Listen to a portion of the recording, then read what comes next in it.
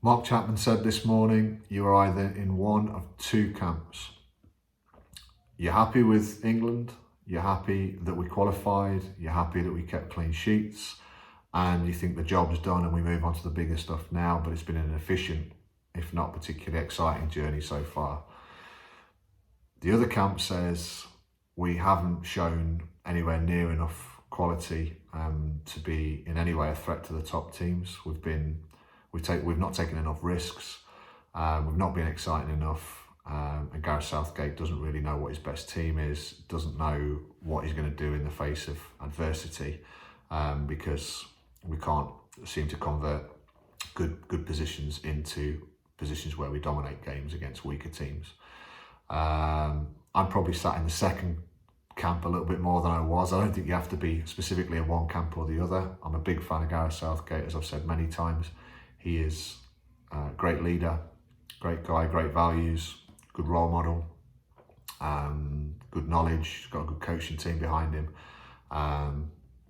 But it feels like he's shrinking in terms of, I think he needs to grow a pair, to use an expression that probably isn't really a footballing term when it comes to managers, but I'm going to coin it now. I think he's got to go out there and do more. He's got to demand more of certain players. He's got to demonstrate bolder decision making and bolder intent than what we've seen, because there's a worrying habit of us getting our noses in front and then literally hanging on against teams that are simply not good enough. It all sounds pretty negative, and I don't make any apologies for that. It's just how I see it. I would say, however, that I think we'll be better against teams who have more of the ball. I think Declan Rice and Calvin Phillips, as an example, are probably capable of stopping the top teams in the world at breaking those lines in front of the back four, which is so important, or the central defenders. And I think with the pace that we've got in Raheem Sterling, Fikayo Saka, Phil Foden, Jack Grealish, Marcus Rashford, we could go on, then in transition we could hurt any team in this tournament. And so that's the that's the ray of light at the end of the tunnel for me, that as we play better teams, it actually suits us more, because we clearly don't have the ability to break down stubborn, if limited, opponents that we've played so far. Harry Kane, and when I go back to the comment about Gareth Southgate growing a pair and dealing with some players, Harry Kane is not doing anywhere near enough. However you measure his performance and his contribution, you would have to pull up some trees and pull out some stuff that I simply haven't considered if you were going to change my mind on this. He doesn't look sharp, he doesn't look match fit, doesn't look like he's doing even the basics properly. He's definitely not causing trouble for centre halves. I mean, Thomas Callas is a championship centre half, an ageing championship centre half, and he pretty much shut Harry Kane out of the game yesterday for long periods. The one time Harry Kane looked good or looked a threat was when he pulled away from the ball instead of going towards it, received the ball a little bit like Lukaku has done a couple of times in this tournament, and received the ball off the side on the back foot, and cut in, and it was a poor finish, to be honest. It was a good height for the goalkeeper and he should have really buried it.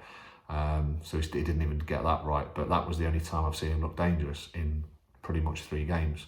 He didn't win enough headers, he doesn't cause enough of a nuisance for it, or make enough of a nuisance of himself. You know, I always say when players aren't playing well, they've got to do a little bit more in terms of, you know, the effort, the hustle and bustle, the aggression that they play with. They've got to affect the game somehow. If your touch isn't good, then go and affect the game in another way.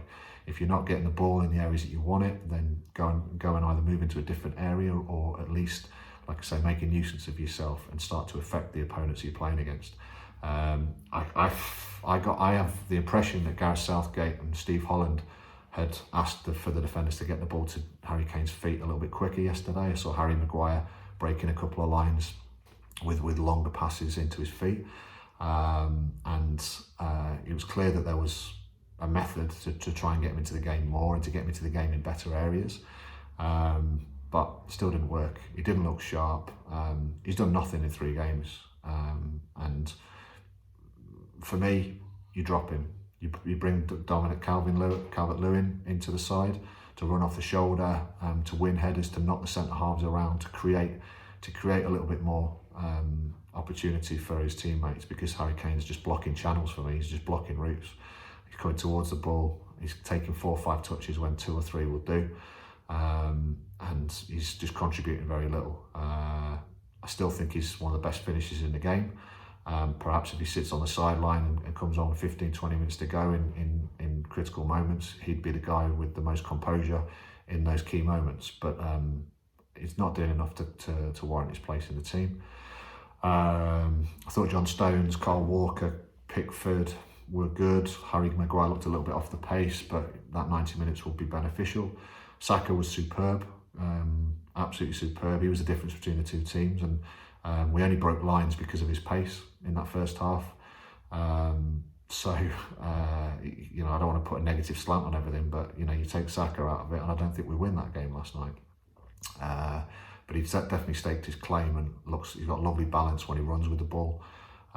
Really, really exciting prospect, and staked his claim. Jack Grealish's contribution for the goal was superb, and he showed a couple of real moments of quality. Again, someone who was clearly disappointed to come off the pitch. I don't think, I would have loved to see him express himself and go and get a second or a third for England. So I was disappointed to see him go off the pitch. And I think this is the thing that I'm getting at with Southgate. It's very safe, too safe in my opinion. And are we ready for what's ahead of us? Have we rehearsed it enough? Do the players know what happens in various scenarios? There's a lot of kind of conditioned scenarios that we talk about as coaches when we run training sessions, when we prepare for games, when we prepare for tournaments. And that mindset at the moment, I'm sure England have gone through that process, but I haven't seen any evidence of anything other than plan A, other than basically setting up the same way with different players each time. And it hasn't worked. We haven't created chances. The only team who's had less shots than us, who played 3 games up until this evening in the tournament, was Finland. That's a worrying statistic. And whilst we've been good defensively, and like I say, I appreciate 7 points out of 9, top in the group, you can look at the positives. It isn't enough. It isn't enough for me, because I can't see that these players are going to be confident, happy when they get into these situations to go and put it right. Look at Grealish. He's disappointed to come off. He's disappointed after the game. If I'm a creative player in that team, do I feel like I'm being supported or rewarded, or if I play well, I'm going to play the next game? How does that impact on the motivation of the team? He's really, really good. He's got really good levels of emotional intelligence, Gareth Southgate. I think the players like him. But all it takes is a couple of bad results for that to swing. And when you've approached it the way he's done, he's playing a dangerous game, in my opinion, because it's pretty much all or nothing. He's pretty much saying, I'm not really bothered if no one likes the way we play in these first few games, if we get through. But if you don't get through, then everyone remembers those 3 games for being poor performances before the game that you got knocked out. I just don't think he's preparing us for plan B, C, D, which we'll probably need.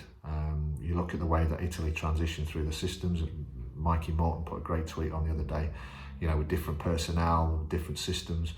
Or not necessarily different systems even, but their system adapts to the opponents they're playing. England's system never adapts to anyone. It just seems to be banging its head against a brick wall time and time again. So I feel a bit deflated on it all, to be honest.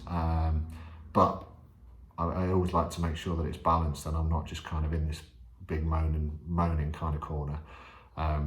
It might suit us to have a little bit less of the ball and to be able to hit teams on the counter, because we are disciplined, we are organised, and we've seen some really, really good quality kind of defensive work from this team. Can we do that against the better teams? I don't know, but I know that we've got the quality to go and hurt any team in this tournament, and perhaps the only way that that's going to get freed up is by us not having the ball and then getting transition opportunities to hit teams on the counter quickly before they get set and organised, because when they do get set and organised, we seem to have very, very poor creativity and poor proactivity to go and do something about it. Hope my rather negative few minutes there is proven, that is proven a little bit wrong. I'd love to be proven wrong. So all eyes now turn to next Tuesday night, and a tough game however we play. See you then.